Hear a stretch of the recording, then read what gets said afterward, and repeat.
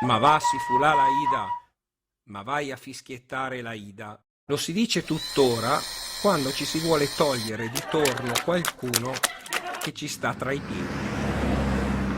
La ragione di questa frase è nella popolarità che la musica dell'Aida acquistò in Italia subito dopo la sua prima rappresentazione alla Scala di Milano, avvenuta l'8 febbraio del 1872, con un successo trionfale.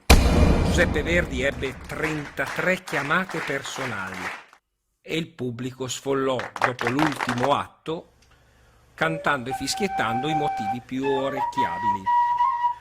Da allora, quando uno non sapeva che cosa fare, era sopra pensiero o aspettava qualcuno o qualche cosa, gli veniva spontaneo di fischiettare la Ida, come oggi si fa con le canzonette più in voga.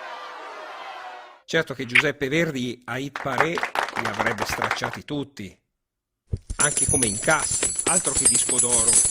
Pensate che la prima assoluta della Ida al Cairo, che era il 24 dicembre del 1871, il che divide Egitto gli staccò un assegno di 150.000 lire di allora, diciamo oltre 300.000 euro di oggi.